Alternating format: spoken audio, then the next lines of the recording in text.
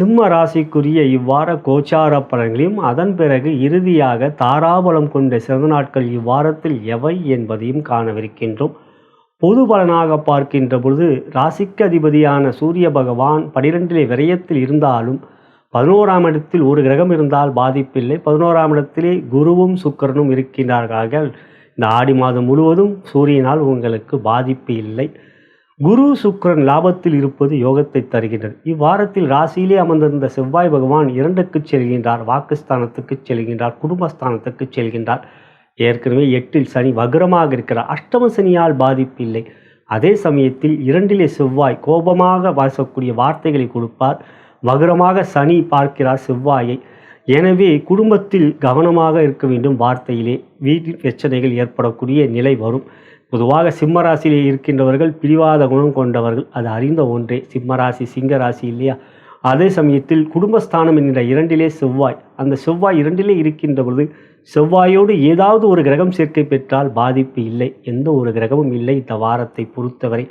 எனவே குடும்பத்தில் உங்களுடைய உறவுகளிடம் கொஞ்சம் நிதானம், பொறுமை, கோபம் கட்டாயமாக வரும். அதுதான் செவ்வாய், கோபத்தை கொடுக்கக்கூடியவர் செவ்வாய். சனியும் செவ்வாயும் ஒருவரை பார்த்து கொண்டாலோ சேர்ந்திருந்தாலோ நிறைய பிரச்சனைகள் ஏற்படும்.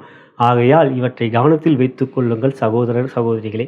மற்றபடி பார்க்கின்ற பொழுது 12லே தன லாபாதிபதியான புதன் அமர்ந்திருக்கின்றார். அவராலும் பிரச்சனை இல்லை. 11ஆம் இடத்திலே செவ்வாய், 11ஆம் இடத்திலே கிரகம் இருந்தால் புதன் 12லே இருந்தாலும் பிரச்சனை இல்லை. செவ்வாய் மட்டும்தான் இந்த வாரத்தை பொறுத்தவரை அதிகமாக உங்களுக்கு பாதிப்புகளை கொடுப்பார். 28ஆம் தேதி வரை ராசியிலும் அதன் பிறகு 2க்கும் செல்கிறார்.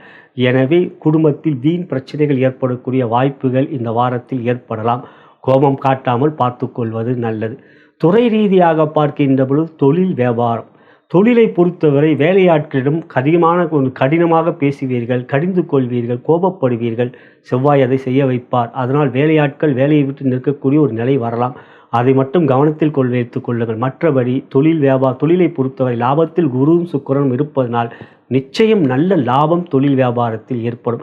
வியாபாரமும் அவ்வாறே லாபம் நன்றாக இருக்கும். பொருளாதார முன்னேற்றம் தொழில் வியாபாரத்தில் மிக சிறப்பாக இருக்கும். வேலை வாங்குவதில் மற்றும் நிதானம் காட்டுங்கள், பொறுமை காட்டுங்கள். மற்றபடி வருமானம் இந்த வாரம் மிக சிறப்பாக இருக்கும். உத்தியோகத்தை பொறுத்தவரை உயர் அதிகாரியிடம் பகமை ஏற்படும். 8இல் சனி வக்ரமாக இருப்பதனால் பாதிப்பில்லை. அதை மனதில் வைத்துக் கொள்ளுங்கள். அஷ்டம சனியால் இப்பொழுது பாதிப்பு உங்களுக்கு இல்லவே இல்லை. 7ல் ராகு இருக்கிறார். பொதுவாக 8ல் சனி இருக்கின்ற பொழுது 7ஆம் இடத்தில் ஒரு கிரகம் இருந்தால் பாதிப்பில்லை. ராகு ஆண்டுக்கோளி இருப்பதனால் இந்த வாரம் பாதிப்பு உங்களால் தான் உங்களுக்கு பாதிப்பு ஏற்படுமே ஒழிய உயரதிகாரியிடம் நீங்கள் பகமை காட்டுவீர்கள் இந்த வாரத்தை பொறுத்தவரை. இவை கவனத்தில் வைத்துக் கொள்ளுங்கள். மற்றபடி புதிய வேலை எதிர்பார்த்து கொண்டிருப்பவர்களுக்கு நல்ல வேலை அமையக்கூடிய யோகம் குரு சுக்கிரனால் உங்களுக்கு ஏற்படும். பெண்களுக்கான பலனில் திருமணமான சகோதரிகள் 2ல் செவ்வாய் வருகிறார். சனியுடைய பார்வையை பெறுகிறார். சனியும் வக்ரமாக குடும்பஸ்தானத்தை பார்க்கிறார். அஷ்டம சனி என்றாலே 7.5 விட அதிகமாக பாதிப்புகள் கொடுப்பது அஷ்டம சனி தான். அப்படி பார்க்கின்ற பொழுது சனி வக்ரமாக இருக்கின்ற பொழுது கெட்டவன் கேட்டிடில் கிட்டிடும் நன்மையை கொடுக்கும். சனி பாதிப்பை தரமாட்டார். ஆனால் செவ்வாய் 2க்கு வரும்போது சனி பார்வை பெறுவார். எனவே குடும்பத்தில் விட்டு கொடுத்து செல்ல வேண்டும், நிதானம் காட்ட வேண்டும், வார்த்தையிலே பொறுமை காட்டுவது நல்லது. குழந்தைகளால் இந்த வாரம் அன்பும் பாசமும் உங்களுக்கு நிச்சயம் இருக்க. 5ஆம் இடத்தை குரு பார்ப்பதனால் திருமணமாகாத சகோதரிகள் குரு பலம் நன்றாக இருக்கின்றது. சுக்கிரனும் சாதகமாக இருக்கிறது. திருமண முயற்சியில் எந்த விதமான பாதிப்பும் இல்லை. நல்ல வரனே இந்த வாரம் உங்களுக்கு அமையும். அது காரணம் குரு சுக்கிரன் 11ல் இருப்பதனால். மறுமணம் என்று பார்க்கின்ற பொழுதும் 11ஆம் இடமே மறுமணஸ்தானம். அந்த இடத்திலும் குரு சுக்கிரன் இருப்பதனால் மறுமணத்துக்கான நல்ல வரனும் அமையக்கூடிய யோகம் இருக்கின்றது. ராசிக்கு 7ஆம் இடம் குரு பார்க்கிறார். 11ஆம் இடத்துல குருவே இருக்கிறார். எனவே முதல் திருமணத்துக்குரிய வரனும் மறுமணத்துக்குரிய வரனும் நல்ல வரனே அமையும் இந்த வாரத்தை பொறுத்தவரை.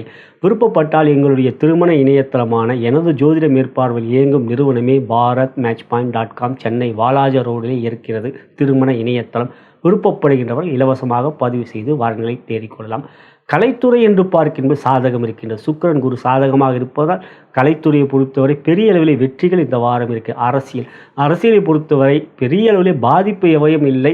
அதில் 2ல் செவ்வாய் இருக்கின்றார். வாட்ஸ்அப்பில் பேசும் பொழுதோ மற்றவங்களோட பேசுகின்றால் தேவையில்லாத வார்த்தைகளை பேசி விடுவீங்க. ஊடகங்களில் பேசும்போது அதிகமாக கோவப்படுவீங்க. தலைவர்களே நிதானம் காட்டுங்கள் வார்த்தையிலே.